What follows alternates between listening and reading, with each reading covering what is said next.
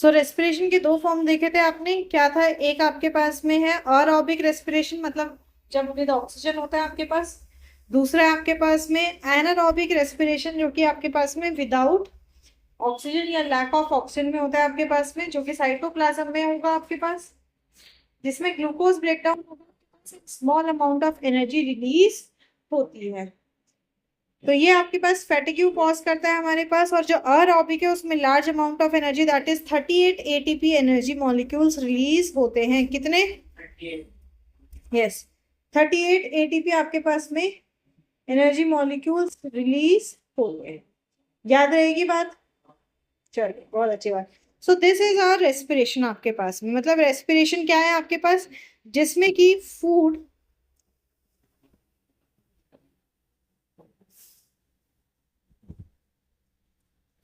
Oxygen के साथ में कंबाइन करता है, दैट इज ऑक्सीडाइज करता है कार्बन डाइऑक्साइड, वाटर और एनर्जी को रिलीज करता है। अगर हम सिंपल भाषा में बोले आपके पास में, तो what is oxide what is respiration आपके पास? This is oxidation of food. हाँ, It doesn't need oxidation of food. It's called respiration.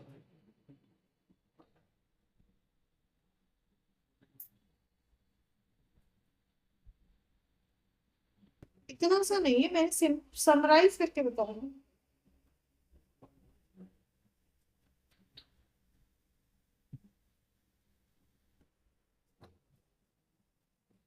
मैंने आपको जो है वो समराइज करके समझाया है बेटा।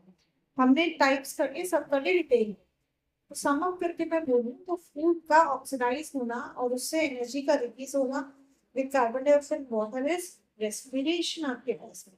एक समराइज करके मैं आपको बोल रही हूँ, इतना सा नहीं है, वो तो पूरा हमने बहुत डिटेल में कर लिया भाई, और इतना सा नहीं है आपके पास में। ठीक है, तो आप क्या कह सकते हैं भाई, व्हाट इज रेस्पिरेशन आपके पास? It is the process by which Food is released and food is release energy. वाह! food breakdown everything. The process by which organisms obtain oxygen from environment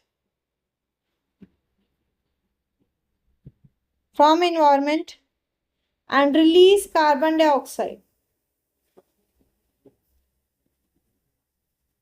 क्या छोड़ते हैं? Carbon dioxide. Release carbon dioxide produced during oxidation of food, during oxidation of food to the outer environment। Sulphur dioxide को carbon dioxide होता है। अभी क्या कर रहे हैं हम? मैं ऐसे पूछ रहा हूँ। To the outer environment. तेरा यहाँ ध्यान नहीं है, इसका मतलब बेटा अभी जो पढ़ रहे हैं इसको ध्यान दो ना। तो the process by which organisms obtain oxygen. Organism ने क्या किया? ऑर्गेनिज्म में ने ऑक्सीजन को ऑब्टेन किया। कहाँ से? From environment. आप हो एक ऑर्गेनिज्म, रेस्पिरेशन हो रहा है, क्या कर रहे हैं आप? बाहर के इन्वायरमेंट से ऑक्सीजन को ले रहे हो। देन वो ऑक्सीजन अंदर जाके फूड का ब्रेकडाउन कर रही है, जिसमें कार्बन डाइऑक्साइड क्या हो रही है? रिलीज हो रही है। कार्बन डाइऑक्साइड क्या हो रही है? रिलीज हो रही है। तो what is intake and of oxygen and release of carbon dioxide known as? intake of oxygen and release of carbon dioxide। Breathing. हाँ, आ रहा था दिमाग में, मेरे को तो नहीं, एक बार भी तेरे लफ्जों पे आता सुनाई दिया। Is called breathing. Is called breathing आपके पास। And breathing is a part of respiration. क्यों? रेस्पिरेशन में हम ऑक्सीजन को ले रहे हैं। हाँ, रट्टू, रट्टू कहीं का। Which is a part of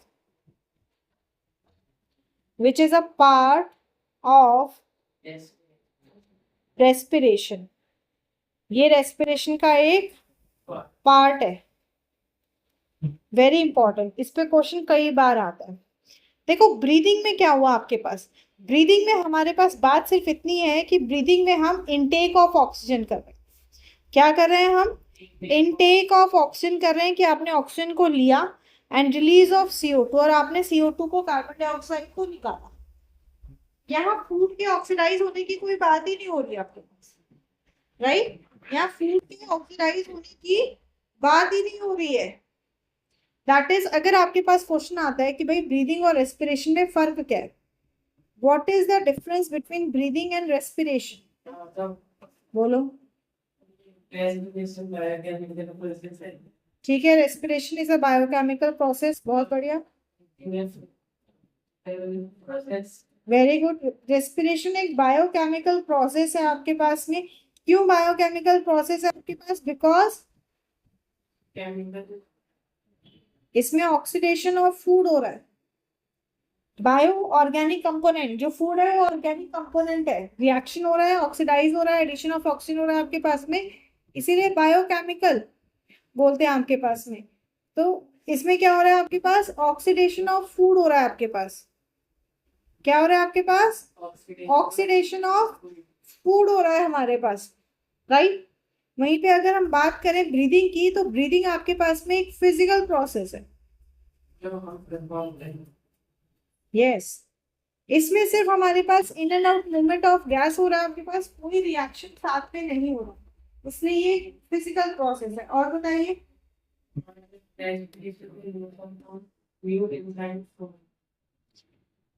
breathing में आपके पास में क्या इन्वॉल्व है, जब हम रेस्पिरेशन कर रहे हैं हमारे पास, सॉरी, जब हम ब्रीदिंग कर रहे हैं that is intake of oxygen कर रहे हो या एक्सेल ऑफ ऑक्सीजन कर रहे हो, आपके पास में लंग्स, नोज, ट्रैकिया, ये इन्वॉल्व है आपके पास में। तो इसलिए ये एक ऑर्गन सिस्टम है का प्रोसेस है आपके पास। किसका है, organ system. It involves lungs, so it is an organ system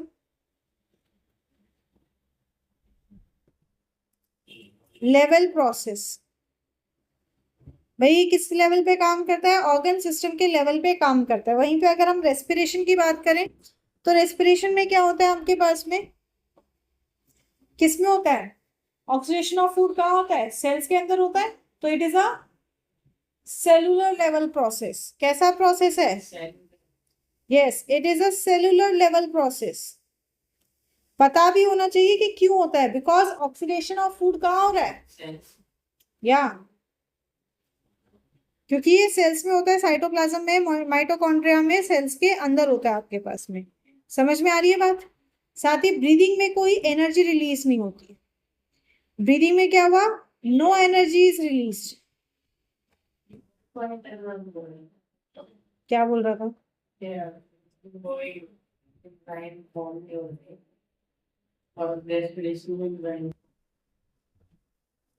form थोड़ी ना होते हैं, इन्वॉल्व, मतलब नहीं ना, मतलब ही बदल गया लाइन का, आप अगर गलत वर्ड यूज करोगे तो। रेस्पिरेशन में क्या हो रहा है आपके पास में, रिलीज ऑफ एनर्जी होता है, release of energy which is stored in the form of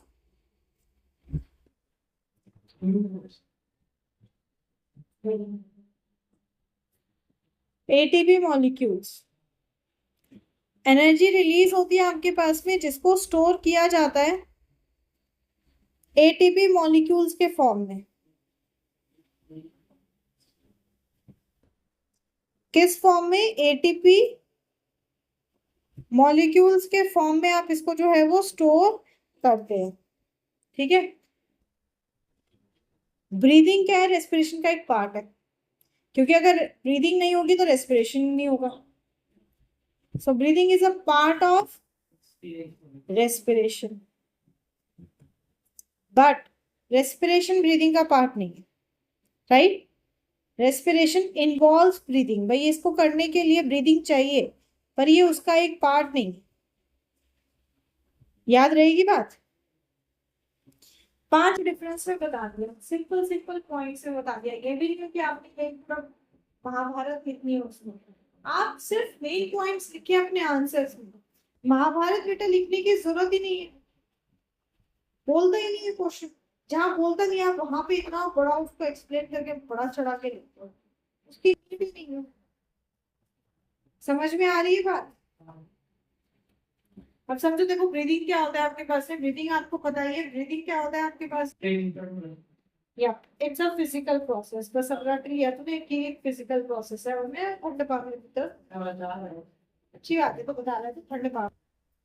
देखो ब्रीदिंग में क्या होता है आपके पास में, ब्रीदिंग में हमारे पास में इनहेलेशन ऑफ ऑक्सीजन होता है। इंडिविजुअल क्या करता है कि वो आउटर एनवायरनमेंट से अपने रेस्पिरेटरी ट्रैक से जो है वो एयर को इनहेल करता है। एयर जो होती है उसको इनहेल किया जाता है।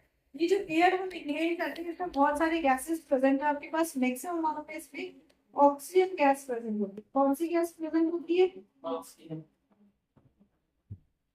यस, मैक्सिमम अमाउंट में आपके पास में ऑक्सीजन गैस प्रेजेंट होती है, और उसके साथ में इसमें जो डस्ट पार्टिकल्स हमारे नोज में प्रेजेंट होते हैं, नॉस्ट्रिल हेयर्स। क्या प्रेजेंट होते हैं?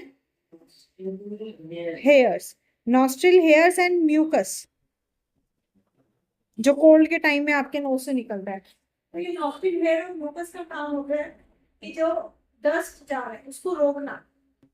इसीलिए कभी अगर आप घर की सफाई बहुत ज्यादा कर रहे हो धूल मिट्टी में, तो आप देखोगे कि आपकी जो म्यूकस है वो ब्लैक हो जाता है आपके पास। दैट्स बिकॉज कि वो डस्ट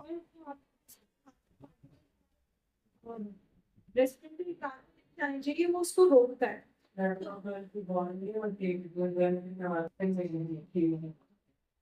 बड़ी प्रकार की हरकतें करते हैं, बहुत ही उत्पटान हरकतें करता है बेटा, इसके नहीं किया।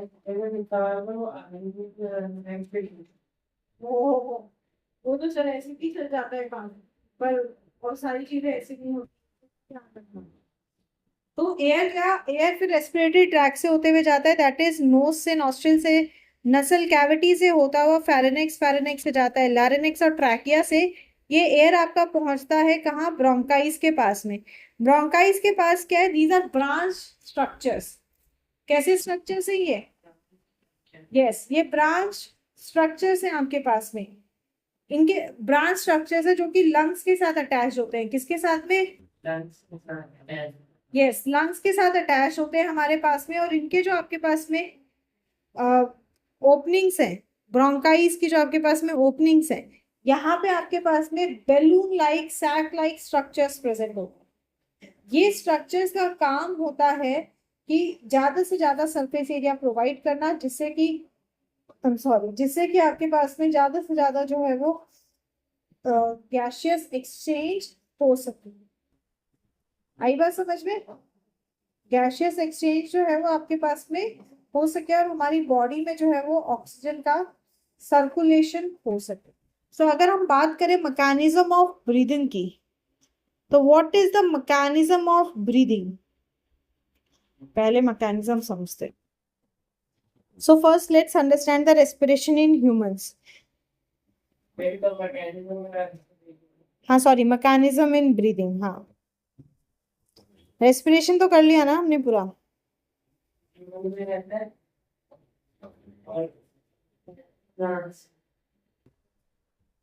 अच्छा ठीक है, ब्रीदिंग का मैकेनिज्म समझ लो पहले आप। देखो ब्रीदिंग का मैकेनिज्म क्या है आपके पास में। What is breathing? Intake of,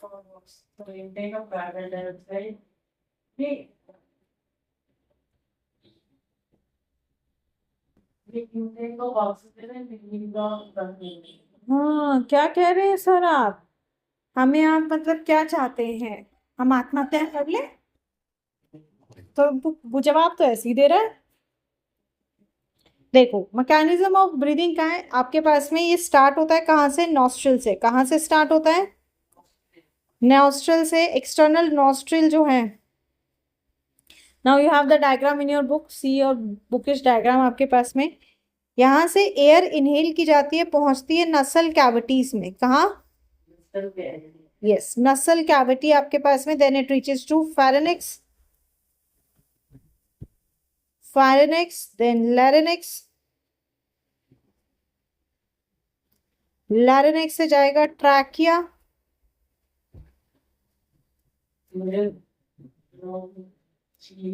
bronchi, then it reaches bronchis and then bronchilus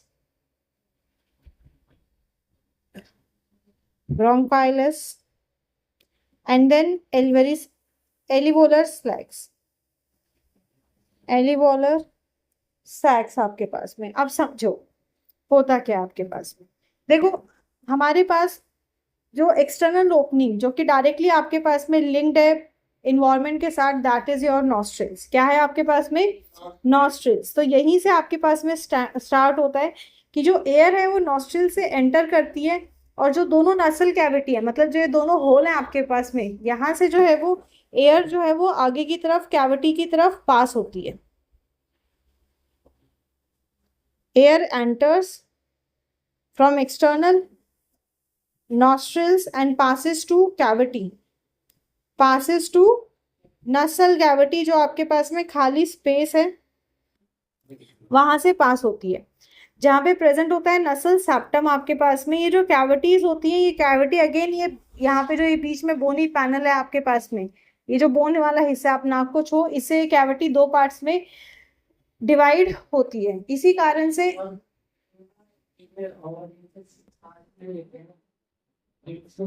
तभी तो है वो, तभी वही चीज बता रही हूँ। ये जो बोनी पैलेट है इसको ये दो पार्ट्स में डिवाइड करता है। इसका फायदा क्या है? इसका फायदा ही यही है कि जैसे जब आप खाना खा रहे हो, तो आप मुंह से चबा भी रहे हो, तो उस टाइम पे खाना कैसे जाए, एयर कैसे जाए? तो ये जो आपके पास में दो पैलेट्स है ना हमारे पास, ये जो बोन उसको सेक्शन में डिवाइड कर रहा है, इसका सबसे ज्यादा यूज ही यही है कि खाना खाते खाते भी आप सांस ले पाते हैं। समझ में आ गई बात? यहाँ पे इसके पास में म्यूकस सेल्स प्रेजेंट होते हैं। ये जो म्यूकस सेल्स होते हैं आपके पास में, ये मॉइस्चर होते हैं, डस्ट फ्री होते हैं। इनका काम ही यही होता है कि डस्ट को एंट्रैप करना। तो म्यूकस का काम क्या है? This entraps dust particles are entrapped in the mucus, ताकि वो हमारे रेस्पिरेटरी ट्रैक में ना जाए। In the mucus secreted by mucus cells। समझ में आई बात? ये क्या करेंगे आपके पास में? डस्ट पार्टिकल को हमारे रेस्पिरेटरी ट्रैक में जाने से रोकते हैं। इसके साथ ही इसके पास में प्रेजेंट होते हैं ऑल्फैक्टरी एपिथेलियम सेल्स। कौन से cell? Yes, olfactory epithelium cells आपके पास में। ऑल्फैक्टरी का मतलब होता है स्मेल डिटेक्टिंग। तो यही जो सेल्स होते हैं ना, ये हमारी नाक को, जो हम स्मेल को सूंघ के बताते हैं ना कि भाई ये कौन सी स्मेल है, किसकी मदद से? इसी की मदद से होता है। समझ में आ गई बात? तो नोज में प्रेजेंट है ऑल्फैक्टरी आपके पास में सेल्स हमारे पास, जो कि आइडेंटिफाई करने में मदद करते हैं स्मेल को। क्लियर? अब जो नसल कैविटी है, नसल कैविटी से जो एयर है आपके पास में, वो वर्टिकल ट्यूब में, आप देखो आपके पास ट्यूब है, ट्यूब कैविटी है आपके पास, जो एक पासेज प्रोवाइड कर रही है बकल कैविटी के पास में, जिसे कहते हैं फेरेनेक्स। क्या कहते हैं आपके पास में? फेरेनेक्स। तो यहाँ से आपके पास में एयर जो है वो फेरेनेक्स में पहुंचती है, और ये फेरेनेक्स अटैच होता है किसके साथ? विंड पाइप के साथ। This is attach to, yes, ये आपका अटैच होता है विंड पाइप के साथ में थ्रू ग्लॉटिस से। ग्लॉटिस, ये जो एपिग्लॉटिस आपके पास में है जैसे ऐसे करते हो तो ऊपर लटका हुआ दिखता है आपके पास, दैट इज एपिग्लॉटिस। तो उससे आपके पास विंड पाइप से कनेक्टेड है, जो ओपन रहता है आपके पास में, सिर्फ एक टाइम पे क्लोज होता है जब आप स्वेलो कर रहे होते हो, जब आप कुछ निगल रहे हो ना, तब वो सिर्फ आपके पास क्लोज होता है। वरना एपिग्लॉटिस, ये ग्लॉटिस पोर्शन हमेशा खुला रहता है। जब आप स्वेलो करते हो तब वो बंद हो जाता है, ताकि गलती से भी जो खाना है वो विंड पाइप में ना पहुंच जाए। क्योंकि अगर विंड पाइप पे पहुंचा तो चॉकिंग होगी, जो कई बार धांसी चढ़ जाती है ना आपके पास में, कि आपने जल्दबाजी नहीं, गलते हुए किया और वो सही से क्लोज नहीं हुआ, तो एक आधा दाना उधर चला गया, तो आपको चॉकिंग होने लगती है, राइट? वो इसी के कारण होती है आपके पास में। समझ में आ गई बात?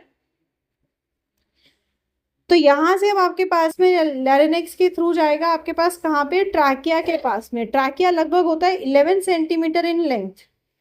कितना? ये लेंथ में लगभग 11 सेंटीमीटर है और 2.5 सेंटीमीटर इसकी चौड़ाई है। इसकी जो वॉल्स हैं आपके पास में वो कार्टिलेजियस वॉल्स हैं। अगर आप देखो उसमें वो जो सर्कुलर रिंग्स आपको देखने को मिल रहे हैं, दैट इज कार्टिलेजियस वॉल्स। ये जो कार्टिलेजियस वॉल्स हैं या जो रिंग्स हैं आपके पास में, इसको कोलैप्स होने से बचाती हैं। तो क्वेश्चन आ सकते हैं आपके पास में कि भाई इसकी जो रिंग्स हैं आपके पास वो सी शेप्ड क्यों होती हैं, या ट्रैकिया सी शेप्ड क्यों है, या इसके पास कार्टिलेजियस रिंग्स क्यों प्रेजेंट है। तो क्यों प्रेजेंट है, ताकि वो इसको कोलैप्स होने से बचा सके। वरना अगर कभी भी ऐसा होगा कि हल्का सा भी एकदम ये ड्राई हो गया तो दोनों जो इसकी लेयर्स है वो आपस में चिपक जाएंगी, राइट। तो उसमें हमारा जो रेस्पिरेटरी ट्रैक है वो रप्चर हो जाएगा। तो ये जो कार्टिलेजियस रिंग्स होती है इनका काम क्या है आपके पास में, द कार्टिलेजियस रिंग्स प्रोटेक्ट या प्रिवेंट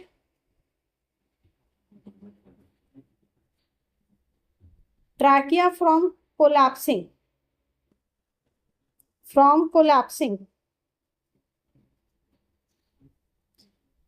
जब आप चाहे बहुत हाँफ भी रहे होते हो तब भी आपको उसमें सिर्फ चुभन होती है, पर वो चुप कभी भी ऐसा नहीं है कि आपका ट्रैकिया ट्रैक जो है वो खराब हो जाए या फट जाए आपके पास में। क्यों, क्योंकि ये जो रिंग्स है आपके पास में ये उसको प्रोटेक्ट करके रखती हैं। समझ में आ गई बात।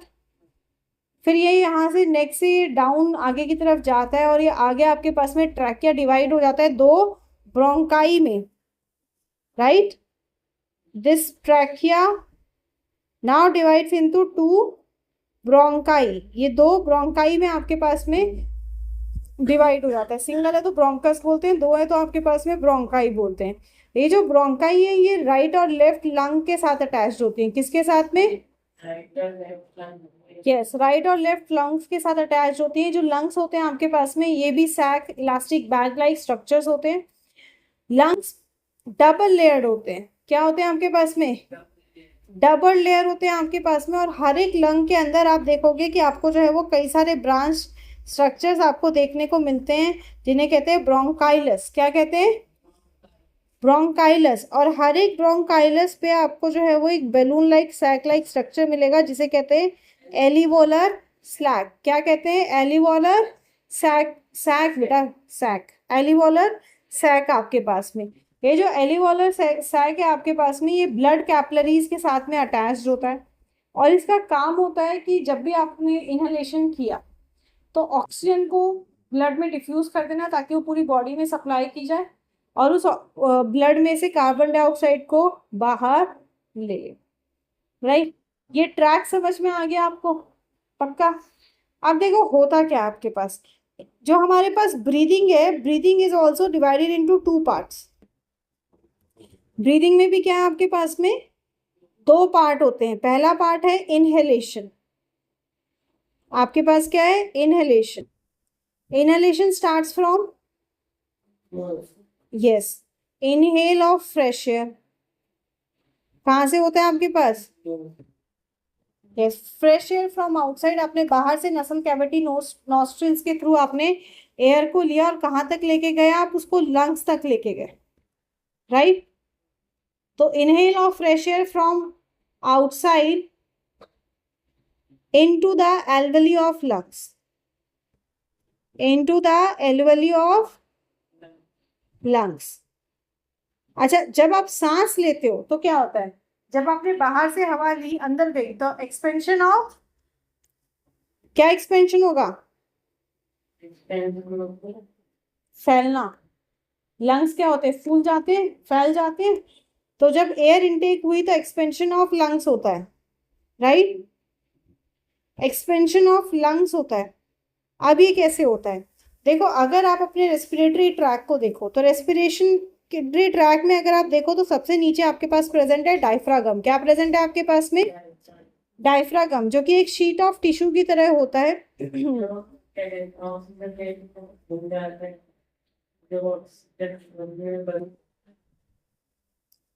वो तो लंग्स की बात है आपके पास में। होता क्या है आपके पास में कि जब आप इनहेलेशन कर रहे हो तो ये जो डायफ्रागम की मसल्स है ये कॉन्ट्रैक्ट होती है। क्या होंगी आपके पास में, कॉन्ट्रैक्ट होंगी। तो जब डायफ्रागम की मसल्स आपके पास में कॉन्ट्रैक्ट होती हैं तो वो नीचे की तरफ एकदम फ्लैट हो जाएगा। डायफ्रागम मसल्स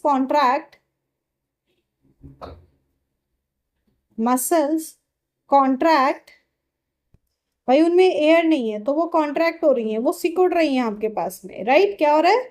सिकुड़ रहे हैं। Therefore it lowers down and becomes flat, becomes flat. भाई पहले तो ये लंग्स के साथ पूरा अटैच था, पर अब क्या हुआ आपके पास में कि जब ये कोलैप्स हुआ आपके पास में तो डायफ्राम जो है वो एकदम लोअर डाउन, मतलब पहले इस तरह से था, अब जैसे वो आपके पास कॉन्ट्रैक्ट हुए सिकुड़ रहे हैं तो वो लोअर डाउन फ्लैट होगा। तो लंग और डायफ्राम के बीच में एक स्पेस क्रिएट हो गया आपके पास, है कि नहीं? जिस कारण से अब लंग को स्पेस मिल गई कि भाई हम एक्सपैंड कर सकते हैं, है ना? एक्सपैंड कर सकते हैं। और फिर जैसे ही एयर को आप इनहेल करते हो तो उनकी जो स्पेस है वो बढ़ जाती है और लंग क्या करता है? वो एक्सपैंड करता है, राइट? क्या करेगा आपके पास में? एक्सपैंड करेगा आपके पास में। और अब लंग्स के पास क्या आ गई? अब इनके पास आ गई फ्रेश एयर। क्या आ गई? फ्रेश एयर आ गई आपके पास में। नाउ दिस फ्रेश एयर एल्वेलीज के थ्रू कहाँ पहुंच जाती है? बॉडी में। फ्रेश एयर कंटेन्स और supplies O2 into blood from the blood capillaries, from the blood capillaries attached to the membrane of alveoli, alveoli। भाई जो हमने एल्वोलर सैक्स देखे थे वहां पे कई सारे आपके पास में कैपिलरीज अटैच होती हैं, ब्लड कैपिलरीज। वो क्या करते हैं? वो उस एयर को डिफ्यूज कर देते हैं और उसको हमारी पूरी बॉडी में पहुंचा देते हैं। And at the same time क्या करेंगे आपके पास में? वो ब्लड से क्या ले लेंगे? CO2। क्या ले लेंगे आपके पास में? यस, सो दे एक्सपेल CO2। ठीक है, क्या करेंगे? एक्सपेल करेंगे CO2। और यहाँ प्रोसेस स्टार्ट होता है आपका एक्सलेशन का। एक्सलेशन के टाइम पे क्या होगा अब आपके पास में? अब डायफ्रागम रिलैक्स करेगा। पहले क्या करा था उसने? कॉन्ट्रैक्ट करा था, अब करेगा वो रिलैक्स। तो जब वो रिलैक्स करेगा आपके पास में ना डायफ्रागम, तो डायफ्रागम जो है वो ऊपर की तरफ आपके पास लंग्स की तरफ मूव करेगा। अब लंग्स तो फूले हुए हैं, तो जब वो आपके पास में ऊपर की तरफ पुश कर रहा है अपने आप को, तो वो लंग्स को क्या कर रहा है? कंप्रेस कर रहा है कि भाई अब तुम खाली हो जाओ। यस और नो? तो अब वो लंग्स को क्या करेगा आपके पास में? कंप्रेस करेगा आपके पास में। So diaphragm relaxes and moves upward,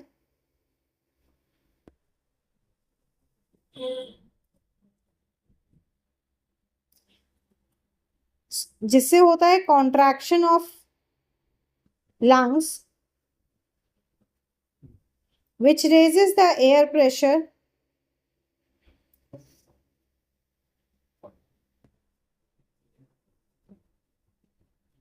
and moves CO2 out, जिससे CO2 बाहर रिलीज हो जाता है। ऑन एन एवरेज अगर हम बात करें तो एक नॉर्मल अडल्ट जो है वो ना आपके 1 मिनट में 15 से 18 बार, 15 to 18 टाइम्स एक नॉर्मल अडल्ट रिस्पायर करता है या ब्रीथ करता है, एक्सहेल करता है। हाँ जी,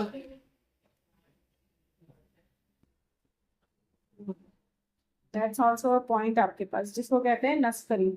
आपको भी आता है? हैं? कब आता है? जब दिल्ली में आया था तो एक सेमिनार में बताते हैं कि जो लेडी ने उसमें जैसे ऐसा नहीं, देखो क्या होता है, समर्स में गर्मी बहुत ज्यादा हो तो सबको नहीं होता है, कुछ कुछ को होता है। क्या होता है कि जब आपके पास में बहुत ज्यादा गर्मी है, हॉट एकदम ड्राई एयर है, बिल्कुल भी नमी नहीं है आपके पास में, तो उस कारण से जो म्यूकस है यहाँ का वो सूख जाता है, नसल पासेज जो आपका कैविटी पोर्शन है वो सूख जाता है। जिस कारण से जैसे होता है ना ठंडियों में होता है कि जब बहुत ठंडी हवा चलती है आपके होठ की स्किन फट जाती है, ब्लीडिंग होने लगती है, तो सेम हैपेंस हियर कि यहाँ पे जो अंदर जो आपके पास में ब्लड वेसल्स है ना उनमें क्रैक्स हो जाते हैं और वो ब्लीड करने लगते हैं। सोते सोते हो गया था आपको पेशेंट मीटिंग कर पूरा बीमार रहता है। इसका बेस्ट ये है कि आप ज्यादा से ज्यादा पानी पीजिए, आप अपने आप को डिहाइड्रेट ना रखें।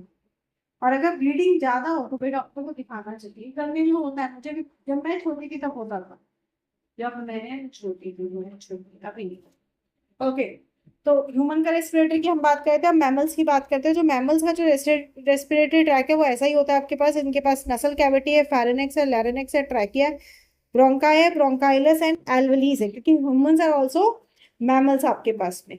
नॉस्ट्रिल एक्सटर्नल लेयर्स है जहां से कि एयर का इनसाइड मूवमेंट होता है। देन नेशनल चैम्बर आता है जो नेशनल सेप्टम है आपके पास में, जो दो चैम्बर्स में डिवाइडेड है, और वहां से एयर इनसाइड जाती है फेरेनेक्स में। फेरेनेक्स जो है वो दोनों काम करता है, एयर और फूड दोनों को, जो मैंने अभी आपको बताया था, दोनों काम करता है, एयर और फूड दोनों को ले जाता है, और वहीं पे आपका एक ग्लॉटिस होता है। लैरिंगो फेरेनेक्स, फेरेनेक्स का लोअर पार्ट है आपके पास में जहाँ पे ग्लॉटिस प्रेजेंट होता है।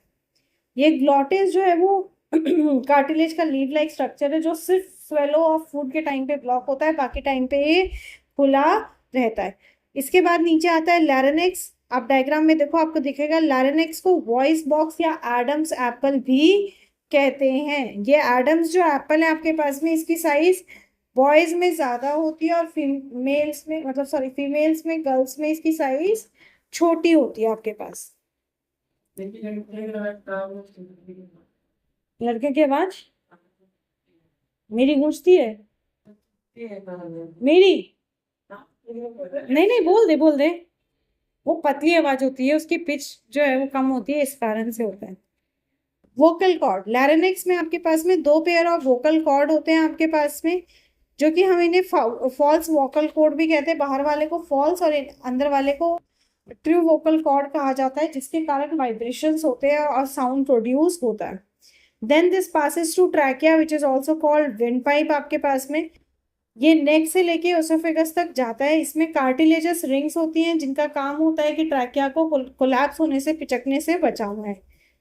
Then we have two branches, tube like branches, इन्हें कहते हैं हम bronchi. This bronchi grows to lungs. Lungs में आपके पास होती है थोरिक कैविटी। थोरिक कैविटी आप क्या बताइए, जो आपको डायफ्रागम के कॉन्ट्रैक्ट और रिलैक्स के कारण होती है ना, दैट इज थोरिक कैविटी आपके पास में। तो ये थोरिक कैविटी होती है आपके पास में कि जब एयर एंटर करती है तो डायफ्रागम कॉन्ट्रैक्ट करता है और मूव डाउन, नीचे की तरफ मूव करेगा। जब वो नीचे की तरफ मूव करेगा तो स्पेस क्रिएट हो जाती है, जिस कारण से लंग एक्सपैंड होंगे और एयर अंदर आती है। वहीं पे जब आपके पास में ब्रीदिंग आउट हो रहा होता है आपके पास में, that is diaphragm relaxes and moves up आपके पास में। अब आपका डायफ्रागम क्या हो रहा है, आपका डायफ्रागम रिलैक्स हो रहा है और वो ऊपर की तरफ जा रहा है। तो जब वो ऊपर की तरफ जा रहा है तो आपकी रिब केज के पास में स्पेस कम क्रिएट हो रही है, जिस कारण से लंग्स आपके पास में श्रिंक हो जाएंगे और एयर बाहर की तरफ मूव करती है। So this is the best diagram जो आपका ब्रीदिंग का प्रोसेस को बताता है। You have to learn this. जब आपके पास ब्रीदिंग का क्वेश्चन आ रहा है, आपको ये डायग्राम बनाना है, then you have to explain the blah blah blah, जो भी पूरा पार्ट है उसका। समझ में आ गई बात? क्लियर? समझ में आ गया ये पार्ट? एंड देन जब ये ब्रीदिंग की साइकिल हो जाती है ना, तब आता है आपका रेस्पिरेशन का मैकेनिज्म, जो मैं आपको पहले पूरा डिटेल में बता चुकी हूँ कि भाई रेस्पिरेशन दो टाइप की कैसे कैसे होते हैं। अब ह्यूमंस के अंदर का समझ लो आपके पास। रेस्पिरेशन, रेस्पिरेशन आपके पास में क्या है, दिस इज द पॉइंट जो कि मेडुला ऑब्लांगा, जो ब्रेन से आपका ये जो कनेक्टेड पार्ट है ना, ये उसको कंट्रोल करता है। इसको दो फेज में हम डिवाइड करते हैं, इंस्पिरेशन एंड एक्सपिरेशन आपके पास में। इंस्पिरेशन क्या होता है आपके पास में, दैट इज जो आपका इनहेलेशन वाला पोर्शन है, कि जहाँ पे आपके पास में डायफ्रागम कॉन्ट्रैक्ट होता है, जिससे थोरिक कैविटी इंक्रीज हो जाए और आपका एयर जो है वो बाहर की तरफ आपके पास में मूव करे, जिससे CO2 बाहर निकल जाएगा आपके पास। नाउ एक्सपायरेशन होगा आपके पास, जिसके कारण जो है वो एयर प्रेशर क्रिएट होगा लंग्स के अंदर, और जो ज्यादा प्रेशर होगा उससे क्या होता है कि जो एयर है वो लंग से बॉडी के आउटसाइड इन्वायरमेंट में रिलीज हो जाती है। और ऐसे में आपके पास में होते हैं ब्रोंकाइलस के साथ में ये जो एल्वली सैक्स अटैच्ड है। देखो हर एक एल्वली सैक्स के साथ में आपके पास में ब्लड कैपिलरीज अटैच्ड है, राइट? आपके पास में ब्लड कैपिलरीज अटैच्ड है। तो O2 इन ब्लड कैपिलरी से डिफ्यूज होती है और CO2 जो है वो इन ब्लड कैपिलरी से डिफ्यूज आउट होती है, जिससे कि वो रिलीज हो जाती है। And this is the whole process of respiration that takes place in our body.